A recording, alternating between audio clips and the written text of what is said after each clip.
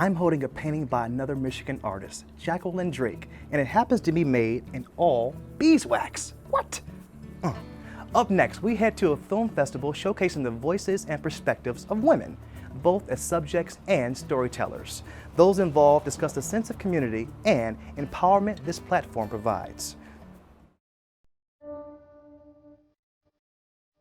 Stories go back so far to our very roots, and that's how we pass down our culture, that's how we pass down our history, that's how we learn about ourselves and what's happening in our world.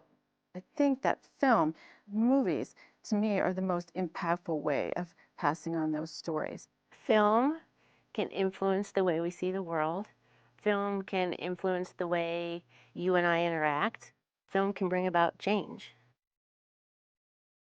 I pitched the idea of the festival 5 years ago to the Denver Film Society. When I was watching films to program for the festival, there was a documentary about a woman who brought 12 of her family members over from the Congo during the genocide.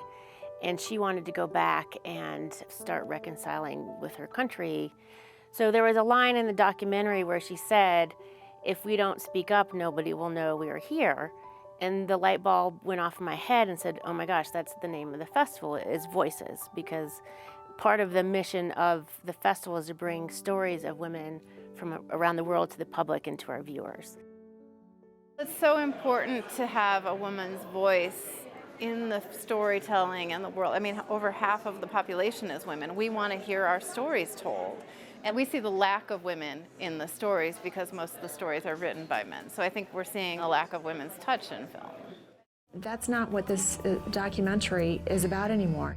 This documentary is you finding truth. We started filming Bernie, and that's when we realized the depth of what she was going through.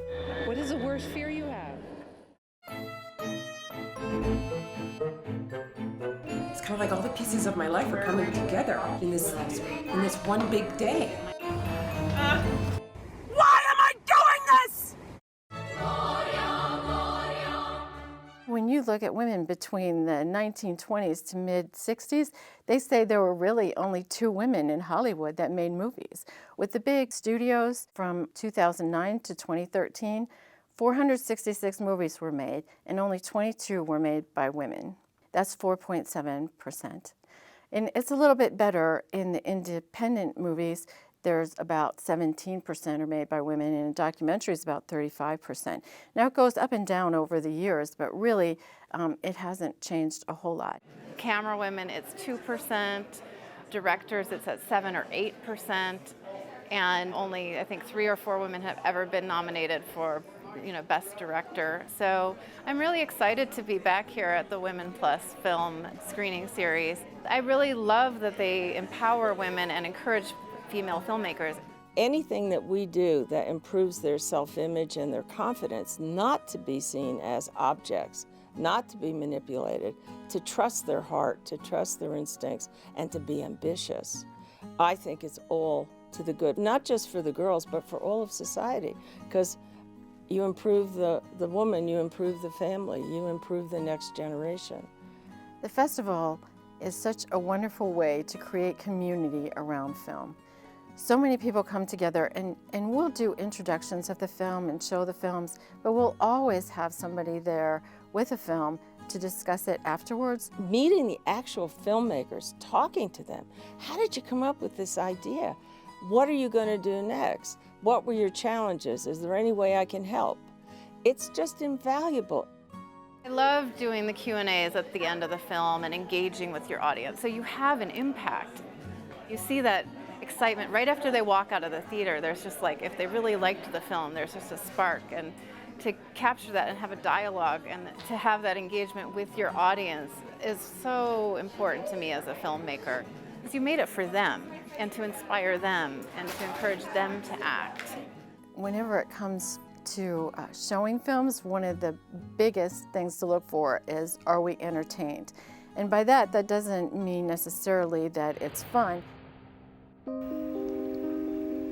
She told me that she's gonna be there for a little while, but she told me that to don't be sad because she's always there.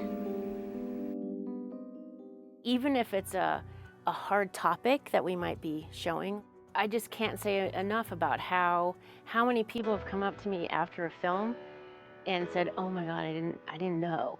So I'm always surprised at how many people we are actually educating by showing our film. Why I love film festivals so much is the ability to connect an audience with a story. And I don't think there's any other medium that does that. There's just the energy about it and an empowerment that comes from that, and encouraging the other, future filmmakers.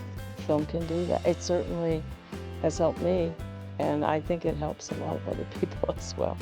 Films can create empathy, they can promote understanding, and they can even create social change.